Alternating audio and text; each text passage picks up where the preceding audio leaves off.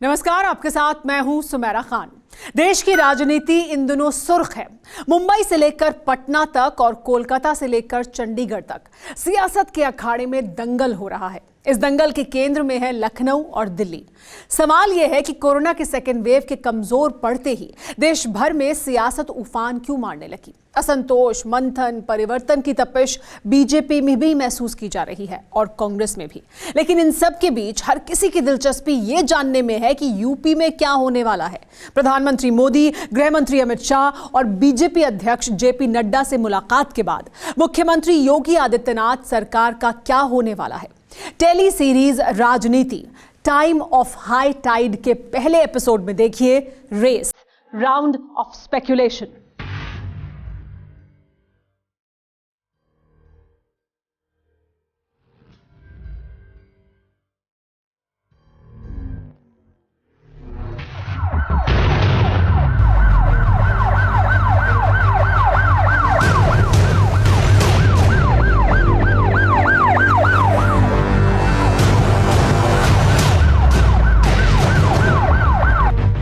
जून 2021 सुबह 10:30 बजे प्रधानमंत्री आवास, नई दिल्ली।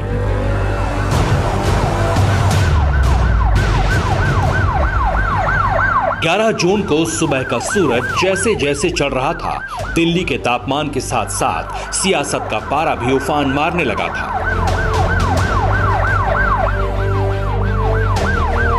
नई दिल्ली के 7 लोक कल्याण मार्ग के बाहर कैमरामैन और रिपोर्टर्स की भीड़ थी।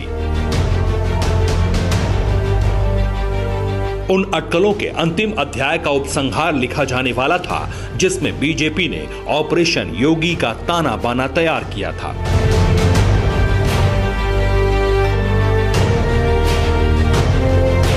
अटकलें बेमानी भी नहीं थी। उत्तर प्रदेश के मुख्यमंत्री अचानक दिल्ली क्यों बुलाए गए? क्या उत्तर प्रदेश में बीजेपी पार्टी की सर्जरी करने वाली है?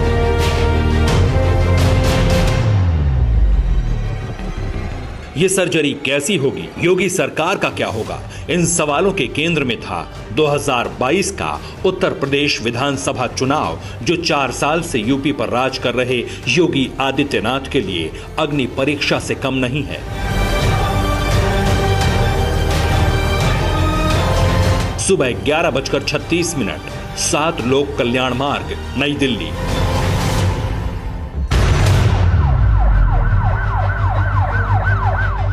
तभी सफेद कारों का काफिला 7 लोक कल्याण मार्ग पहुंचा।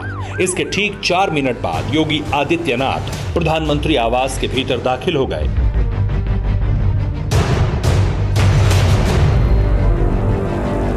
बाहर मीडिया की कयासबाजी चलती रही। एक दिन पहले गृह मंत्री अमित शाह और योगी आदित्यनाथ के बीच करीब 1.5 घंटे की मुलाकात में क्या हुआ?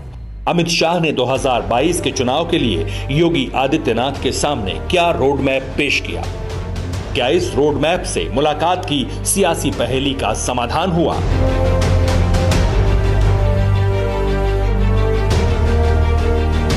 फिर गुरुवार शाम को उत्तर प्रदेश के सवाल पर ही प्रधानमंत्री मोदी और बीजेपी अध्यक्ष जेपी नड्डा की मुलाकात हुई। इस मुलाकात के मायने क्या थे?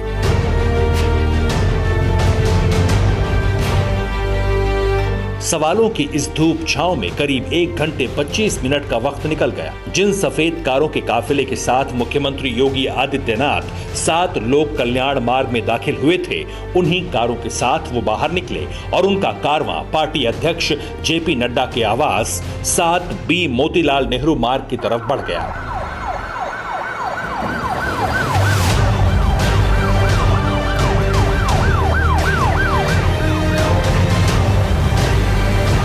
सवाल है, प्रधानमंत्री मोदी और योगी आदित्यनाथ की मुलाकात में क्या हुआ?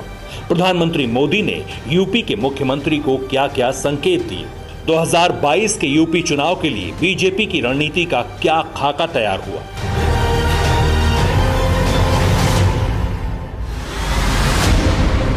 प्रधानमंत्री मोदी से मुलाकात पर मुख्यमंत्री योगी आदित्यनाथ ने सिर्फ एक ट्वीट किया।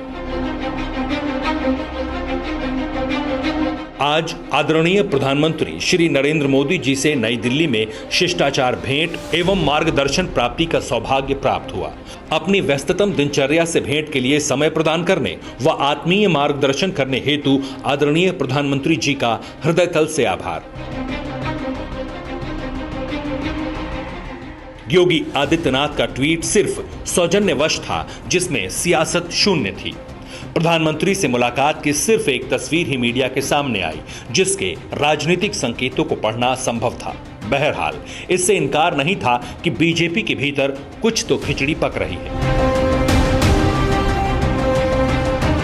जिसके केंद्र में मुख्यमंत्री योगी आदित्यनाथ हैं और 24 घंटे के लखनऊ से दिल्ली की ये रेस करीब 8 महीने बाद होने वाले विधानसभा चुनाव के लिए है। योगी आदित्यनाथ की राजनीतिक रेस बेमानी भी नहीं है, क्योंकि बीजेपी को बंगाल विधानसभा चुनाव में नाकामी हाथ लगी है। बंगाल चुनाव के बाद कोरोना के सेकेंड वेव ने केंद्र की मोदी सरकार और यूपी की योगी आदित्यनाथ सरकार की छवि को नुकसान पहुंचाया है।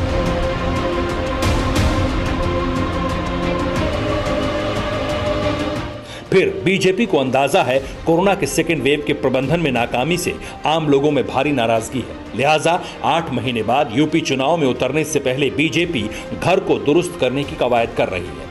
इस कड़ी में योगी आदित्यनाथ की प्रधानमंत्री मोदी, गृह मंत्री अमित शाह और बीजेपी अध्यक्ष जेपी नड्डा से मुलाकात का सार बहुत सीधा है। सूत्रों के मुताबिक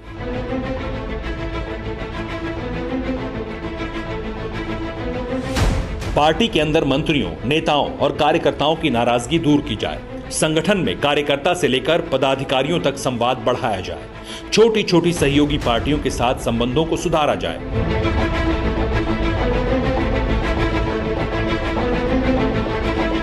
ये सर्जरी इसलिए भी जरूरी थी क्योंकि पंचायत चुनाव में बीजेपी धड़ाम हो चुकी है। छोटी छोटी सहयोगी पार्टियां अकेले पंचायत चुनाव में उतरी, जिन्होंने बीजेपी की जमीनी पकड़ की मिट्टी पलीद कर दी।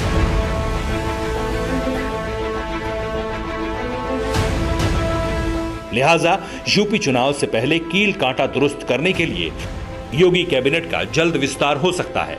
संगठन में बड़े बदलाव हो सकते हैं। नाराज नेताओं और सहयोगी दलों को कैबिनेट में जगह मिल सकती है।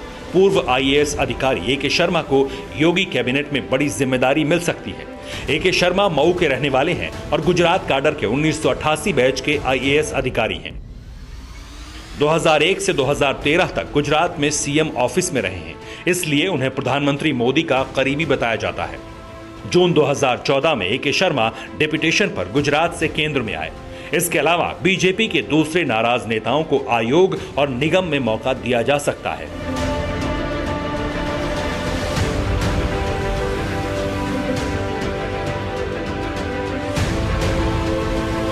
इस पूरी राजनीतिक रेस के दो पक्ष हैं। कुछ लोगों की सियासी समझ इसे दिल्ली का योगी आदित्यनाथ पर शिकंजा कसना कह सकती है, जबकि दूसरा पक्ष पूरी कवायद को यूपी चुनाव की तैयारियों से जोड़ सकता है। बहरहाल इससे कोई इनकार नहीं कर सकता कि बंगाल और कोरोना के झटके खा चुकी बीजेपी 2022 के चुनावी रण में कोई कसर नहीं छोड़ना चाहती, भले कड़वा ही घूंट क्यों न पीना पड़े।